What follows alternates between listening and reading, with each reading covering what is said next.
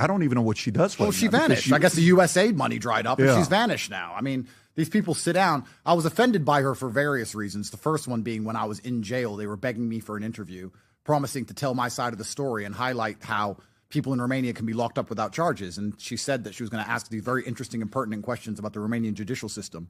Turns out she hijacked me, turns up to my house with all these stupid hit piece questions instantly to get me when I got out of jail. I had nightmares, could barely sleep. I sit down with this interview and was completely sidelined. And that was her intention, to get a gotcha moment. And then she sits down and talks to me like she has authority in my home. I don't even know who this person is, and nobody knows who she is. And now I don't know where she's gone. So yeah, I don't either. But folks, here's what I will tell you. We got a lot of things to talk about. If you have seen part 1 or part 2, you know we don't do 1 hour podcasts. We're going to talk for quite some time. Here's what I would tell you. I don't know what's going to happen with YouTube. Share the video with everybody. Text it to as many people as you know to make sure everybody gets the message. Tate said, push me, challenge me. Nothing's on the table. We're going to talk about a bunch of different things. But make sure you get this message to as many people as possible. Whether you're watching this on X or YouTube, let's make sure we do that. Okay, so opening question. Everybody's doing their thing. Nobody's paying attention to what's going on. And then all of a sudden, Andrew and Tristan Tate are on a flight on their way to Florida. They haven't tweeted anything for 24 hours. You guys concern people when you stop tweeting things, right? And then all of a sudden, tweet X, whatever you want to call it, there was no message going out. I don't know if you can say Xing, right? They were tweeting. So then all of a sudden, the news is you land in Florida. Everybody sees the video. When that happens, the great governor of Florida, which is one of the reasons why we moved here, he does a great job running the state. He was asked about you. This is what he had to say. Rob, if you can play the clip.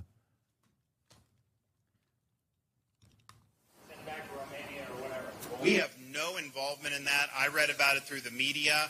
Clearly, the federal government has jurisdiction, whether they want to rebuff his entry into the United States, and I have confidence that whether it's Pam Bondi or Kristi Noem, that they will be looking at that. I do know our Attorney General, James Uthmeyer, is looking at what state hooks and jurisdiction we may have to be able to deal with this. But the reality is no, Florida is not a place where you're welcome with that type of conduct in the air. And I don't know how it came to this.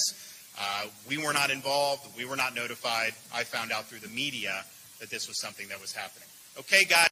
So he says you're not welcome. Now, President Trump was asked the same question. This was his reaction, and I'm just going to turn it over to you after this. The federal government has jurisdiction. Can you turn off the other one, Rob? Just close it up. Yeah, there you go. Go for it. Tate landed in Florida today on a private jet after being released from custody in Romania. They are accused rapists, human traffickers, not thought of as good people in many circles. Did your administration pressure the Romanian government to release them, and if so, why? I know nothing about that. I don't know. You're saying he's on a plane right now? He's back. They already did. Yeah, I just know nothing about it. We'll check it out. We'll let you know. Andrew and...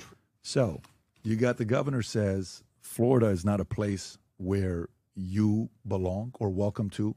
President Trump says he doesn't know anything about it. How were you allowed to come to the States and leave Romania? You know what's interesting? Trump is such a boss.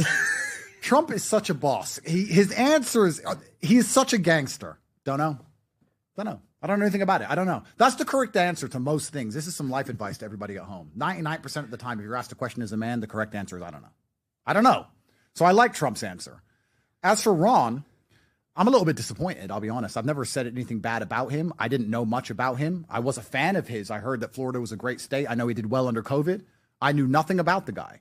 But it turns out when he was pressured, he instantly caved to the pressure. And we have to have a long conversation about why the liberals and why Soros and why these wrap-up smears, why they use the media to do what they do. Because what they try and do is isolate somebody. So they're afraid to be, so people are afraid to represent them or stand by them or stick up for due process.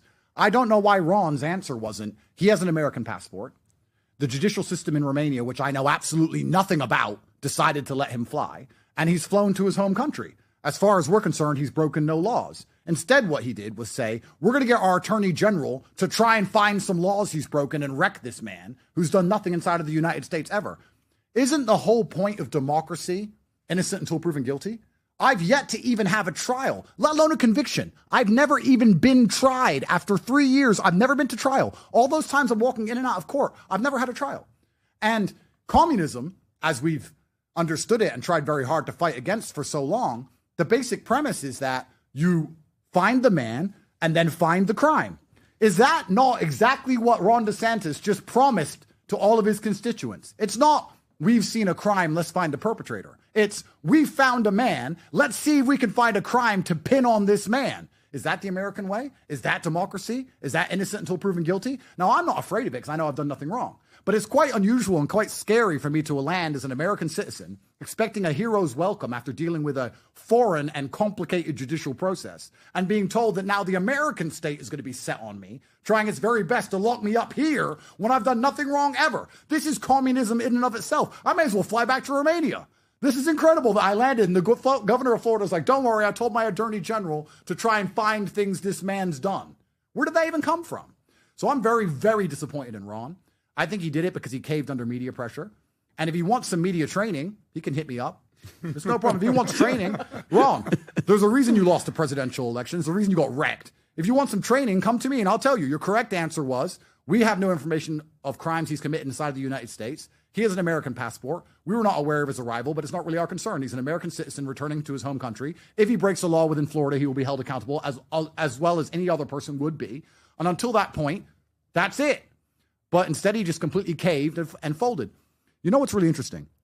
The liberals, Soros, all these NGOs, the media, they understand something intrinsically that conservatives do not understand. In the conservative world, an accusation is the same as a conviction, which is why liberals are so effective. The liberals will accuse a conservative of something. They'll wrap-up smear them. Hello, Ron. Nancy Pelosi explained the wrap-up smear. She explained it herself. You can find the clip of her explaining. You get the media to repeat something so many times that that person's name becomes toxic. And then what that person says isn't significant anymore because of the accusations attributed to their name. Nancy Pelosi described how they do this to people. Is this a clip? Let's play it. Go for it, Brown. Hospitals and the rest of it. So they don't want them to see that contrast, so they focus on something else. And it's a diversionary tactic. It's a self-fulfilling prophecy. You demonize, and then we call it the wrap-up smear. If you want to talk politics, you call it the wrap-up smear. You smear She's talking somebody about it openly with falsehoods and all the rest, and then you merchandise it. And then you write it, and they'll say, see, it's reported in the press that this, and this. So they have that validation that the press reported the smear, and then it's called the wrap-up smear. Now I'm going to merchandise the press's report on the smear that we made. And it's a tactic, and it's self-evident. But Earth to Ron! Earth to Ron! Like, this is what they do. They demonize you in the media to the point where nobody will stand by you and your ideas are ignored because of what you're accused of.